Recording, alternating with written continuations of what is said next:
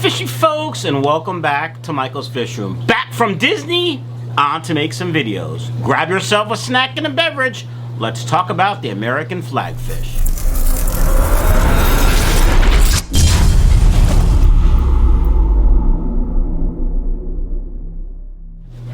Alright, fishy folks, welcome back to the channel. Today we're going to be talking about the American flagfish.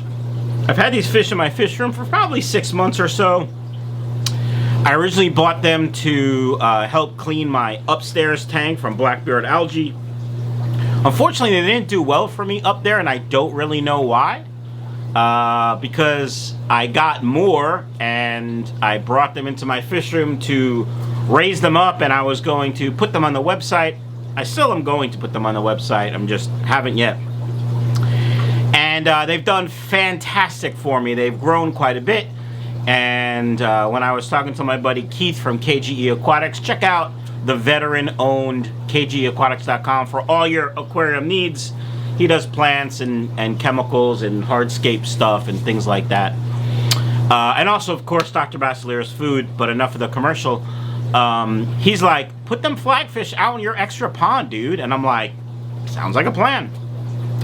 So, if you've seen any of my pond videos, I had 2 ponds outside this year. One of them I have guppies in. The other one had a leak and I didn't do anything with because I'm lazy AF.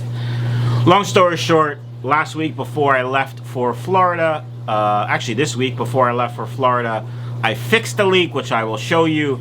And we filled the pond up, and we're going to put some flagfish out there for the rest of the summer and see how they do. First, I had to separate males and females and do some research because I don't really know much about flagfish. And if you don't know much about flagfish, I'm going to learn you a little bit.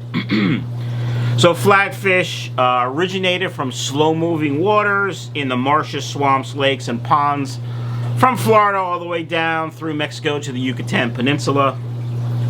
They are brightly colored. They are actually gorgeous. The males are stunning, really. I had no idea.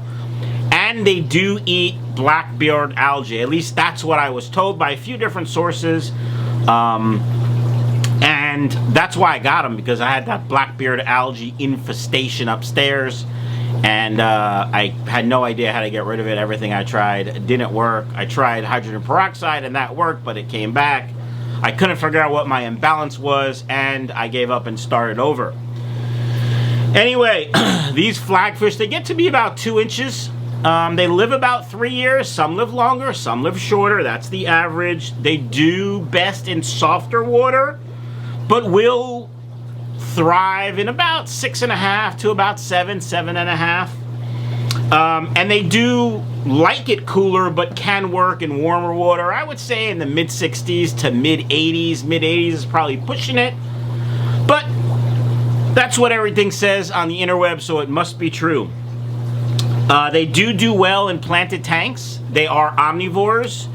And apparently they're not that difficult to breed, although the females only lay a few eggs at a time, maybe 20 to 30 eggs every, over the course of a couple days. And then the males will come and do their thing. Let's take a look at them.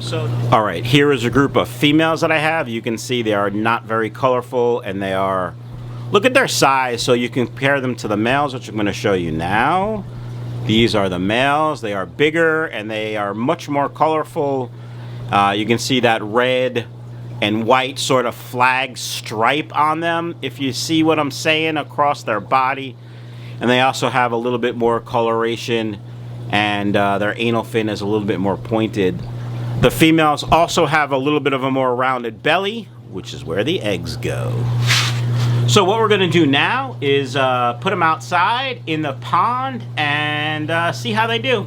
I'm going to show you some footage I filmed a couple days ago when I was taking care of the pond. It was hot as you know what, balls, hot as balls, but we got it done. So if you need to refill your snack and beverage, now's a good time. And stand by for more pond stuff. Alright, I emptied the tub. I'm going to fill it, but I found this really cool Java Moss mat, which I'm going to try to keep. I think it's pretty dope. The leak was from here. I did tighten it, so we're going to fill it up. Check it out. Stand by. Alright, fishy folks, we are filling the tub. As I said, the leak was from there. You can see that the nut had loosened probably about 2 threads worth. You can see I have that giant pipe wrench and my water pump pliers, and I borrowed this from my neighbor who's into woodworking, just in case. But all right, filling it up. Then we're gonna get some flagfish out here, acclimatize them, and put them in. Stand by.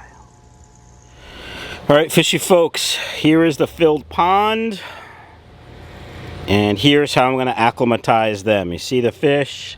I'm just gonna grab some water like that, let them sit out here a little while, then I'll add some more water, and then I'll drop them in. Why am I doing it this way? I don't really know how sensitive these fish are. I know that my guppies are pretty hardy and I can plop and drop pretty much anywhere and they'll be fine, but I don't really know about these fish that much, so I'm gonna be a little bit more careful. All right, stand by. All right, fishy folks, a couple things before we put them in. You can see my air pump isn't really that strong. I've ordered a rebuild kit. I'm a little frustrated that it's probably 3 years old and needs to be rebuilt, but I don't know. Maybe that's normal. So we'll see if that fixes it. I haven't taken it apart yet, but I'm pretty sure if it's not pumping that well, it needs to be rebuilt. So we'll rebuild that. All right, here are the fish. I took the 2 best males, plopped them in with the females. We're gonna drop them in after being acclimatized to the water. We are not gonna cover it because I don't think we need it. And a few people I've talked to who have done this before said they don't cover theirs. So the spawning mats of Java moss will be in there.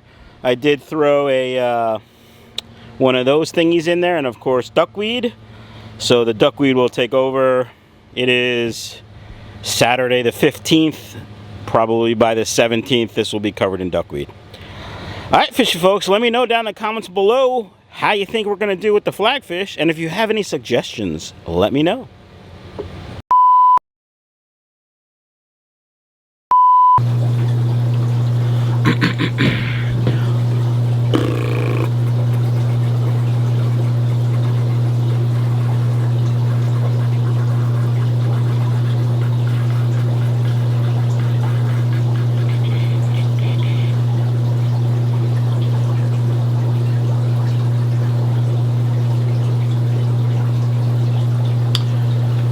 Fishy folks, welcome back to the channel. As many of you know, if you follow any of my social media channels, whether it's my personal on Instagram, Facebook, or TikTok, or my business socials, also Instagram, Facebook, and TikTok. I was in Disney this week with my youngest son, Lucas, who we call Luke, and of course, the highlight for yours truly was going to Hollywood Studios and seeing all the Star Wars stuff. I am a huge Star Wars nerd. If you didn't know, I have the Millennium Falcon tattoo. I have an R2-D2 tattoo. My youngest son is named Luke. I am a Star Wars geek. Anyway, enough about me personally. We're here to talk about American flagfish. Now, I've kept these fish for some time, probably about 6 months, and that's really not some time. That was really stupid.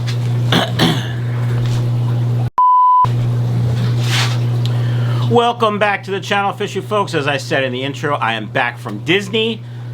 We spent 3 days there in the parks. Supposed to be 4, but flights were canceled the first day due to weather, even though it was canceled 14 hours ahead of time, and when our flight was supposed to take off, it was gorgeous in both Florida and New Jersey, Philadelphia, but who's complaining?